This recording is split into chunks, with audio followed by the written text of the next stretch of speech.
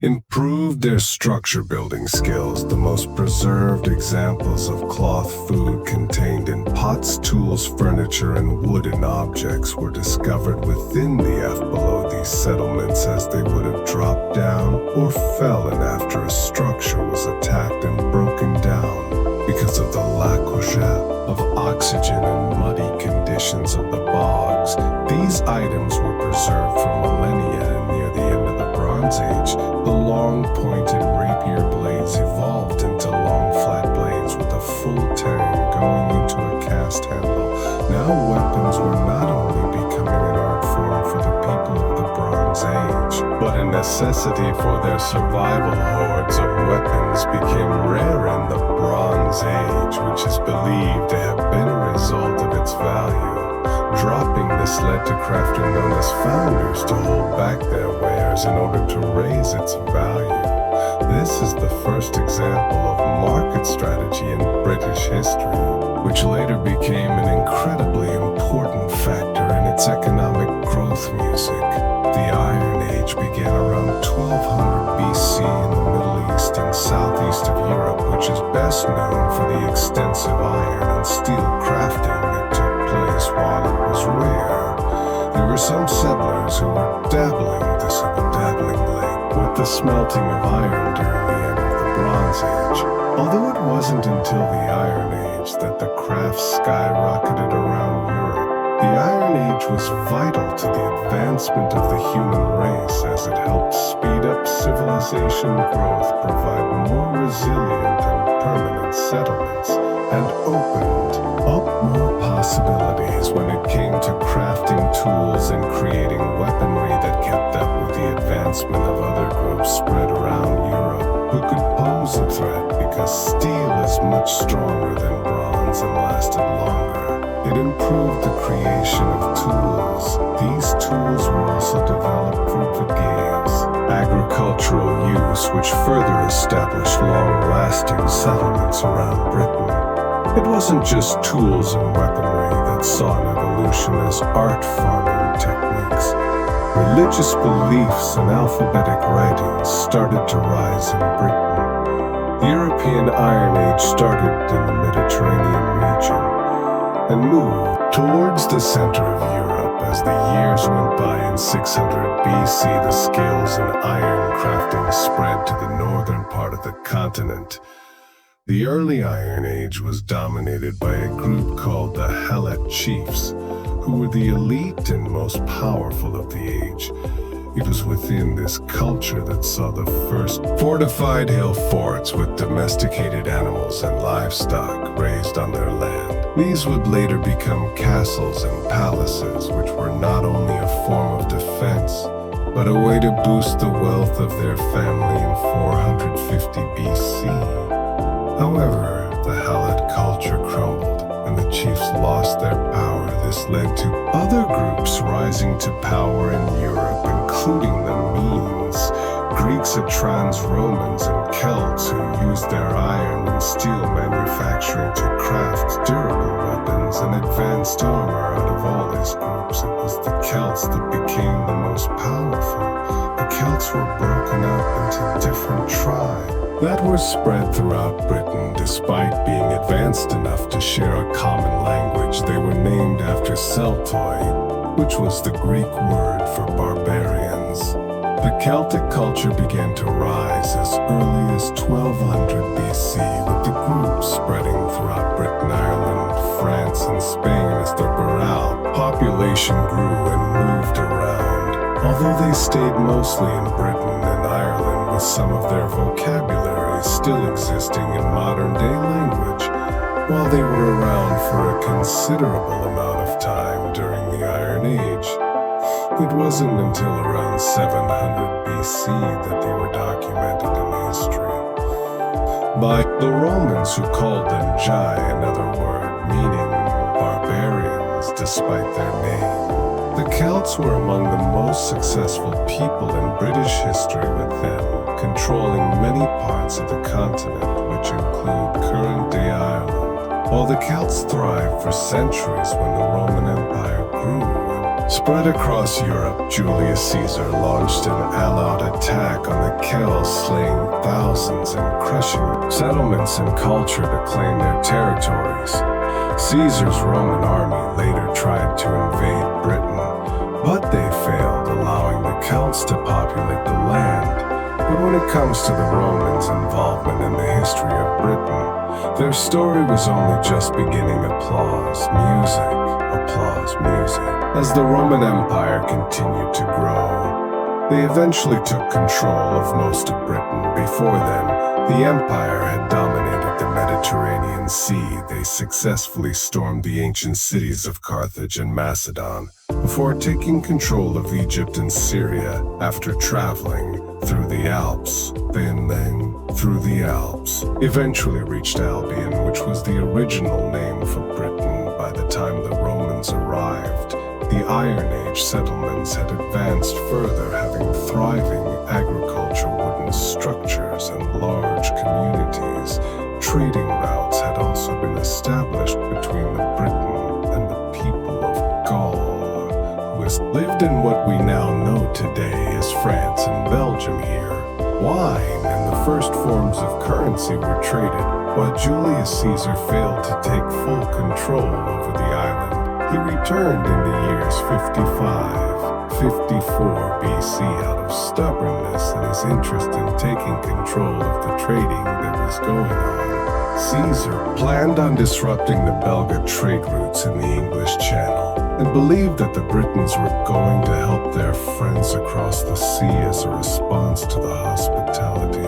This made the people of Britain enemies of the Roman Empire. Caesar managed to persuade the Roman Senate to support his invasion of Britain, telling them the land was rich in silver, a claim that he had no proof, for before its discovery, Britain was hidden away and had gone undetected by the Romans. In fact, many people in the empire thought that the island of Albion was a myth, a legend that told of barbaric groups who were involved in a practice that disgusted the Romans to their core. They drank milk from animals. Caesar's plan to invade and take control of Britain didn't go down well, with the Romans having to retreat to avoid being defeated undeterred.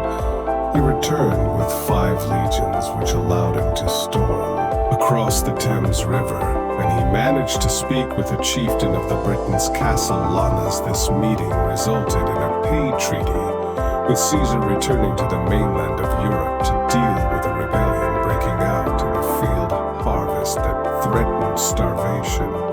Caesar never returned to Britain, and after a civil war, the Republic crumbled under the rulership of the emperors Augustus and Caligula, who continued to grow their empire in Gaul, their eyes once again set upon the barbarians across the Channel. While the interest was there, the time wasn't right, and beyond a symbolic throwing of javelins in the ocean, the invasion never came. In the year 43 AD, however, Emperor Claudius sailed across the sea with 4 legions, with Aloplus leading the charge, reaching Richborough, located on the east coast of Kent. The invasion of Britain began, despite only spending 16 days on the island. Glory-seeking emperor returned to Rome in the year 44. And was hailed a hero despite the emperor leaving. The empire continued its invasion. They swiftly took the territory of Cavallani, a Celtic tribe-state, before spreading north and west. By the year 60, much of Wales was under Roman control. Roman kingdoms were created in modern-day Norway and other places, with the Vespasian, who would later become emperor, sending his legion to the southwest to capture tribal settlements. It was around this time that cities like Londinium, which would later be known as London, was built. While the Romans seemed like an unstoppable force, the Britons continued to resist them. A member of a Celtic tribe called Caris managed to persuade groups in Wales to help fight the Romans, but he was captured. He managed to escape captivity and fled to a region ruled by the ancient ancient Britons known as the Brigantes, but the queen chose to hand him back over to the Romans as a sign of newfound loyalty. Carus was sent back to Rome with his family, prisoners, and surprisingly was spared death by Claudius Boda, the Roman ally and wife of Pigus, who was the client king of the Essi tribe, headed a revolt against the empire. After the death of her husband, half of his kingdom was to be given to the Romans, while Boda would be left to rule the other half. Rome wasn't happy with sharing the kingdom with somebody they classed as a traitor, and decided to plunder the whole thing if they couldn't have all of it. Then, nobody could vote or retaliated by sending her army to Linium, where towns were plundered and burned down. According to the Romans 70, 0 Romans were killed as a result of the revolt, although Bauta and her forces were eventually defeated thanks to the expertise of Roman governor Gaius Suetonius. Boda was believed to have ended her own life with poison rather than surrender to the Romans. The Romans went on to defeat the Druid and the stronghold at Angel, who were targeted for their Rel religion that was opposed to the empire. This decision led to the emperor being replaced with Tonus, who saw a great change in the way the Romans ruled Britain. Eventually, Britons gave into the Roman culture and the previously plundered towns. Settlements were rebuilt, including London, which became the capital of the Romans living in Britain. Taxes were introduced. Mining techniques were improved, livestock and grain. Production was increased tenfold, and the trade industry flourished, including that of slaves. It was during this time that roads were established throughout the country that connected key locations such as London, York, and the Welsh border. This innovation built valuable trade networks and increased the affluence of the capital. The Romans were not yet done when it came to controlling, however, as they later moved into Ruba-Kiba, northern Wales, as well as sailing over to invade Ireland. The Romans further implemented their culture in Britain, building amphitheaters, Roman baths, and teaching Latin to its inhabitants. By the year 130, formidable military garrisons were built throughout the continent, and other territories ruled by groups the Romans considered barbarians, such as the Balkans, were encouraged to aid in the Roman expansion. Britain was eventually split in half, which was called Britannia Superior and Britannia Inferior. In order to rule more efficiently, the problem for the Romans was that the more they spread out, the more attention they got from other enemies. The island saw a barrage of attacks from the Pits of Scotland, the Scots of Ireland, and the Saxons who traveled from Germany for a period. A successful rebellion led to the kingdom separating from Rome, although it was recaptured in the year 296 by the end of the 4th century, and with the emergence of Christianity on the continent, the Romans slowly lost control of Europe.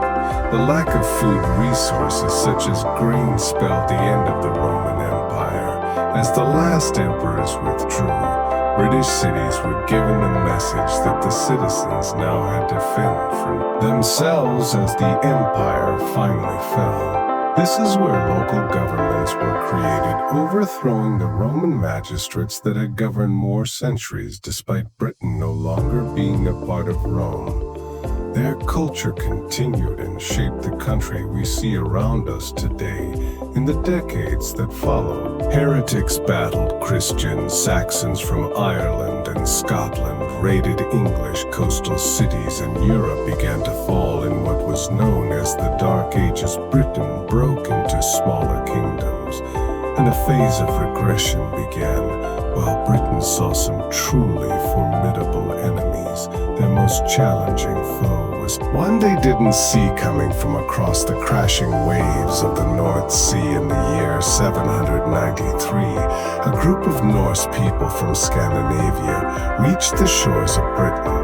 The first major violent incident committed by these invaders was the plundering of a Christian monastery, ushering in the 300-year-old age of the Vikings. As more longboats arrived, the barbaric invaders began raiding coastal settlements around England, Scotland, and Ireland. Eventually, the son of the legendary Ragnar Lothbrok Ivar the Boneless decided that it was time to take up roots on the island instead of simply pillaging them. This group of invaders would become known as the Great Heathen Army. In the year 865, the army arrived at one of the four kingdoms of Britain. East Anglia, fearful of the warriors, the king of East Anglia, Edmund the Martyr, offered the warriors provisions, horses, and shelter in order to be spared the violence, pillaging, and being taken over following defeat. Edmund the Martyr was captured, possibly tortured, and killed. It only took a couple of years for the Vikings to capture York, the capital of one of the other four kingdoms, Northumbria, by the year 870. All of the kingdoms had been successfully taken over by the Vikings except for Wessex at this point. It was the Danish warlord Guam the Old who was leading the Norse army, while Alfred the Great remained king of West.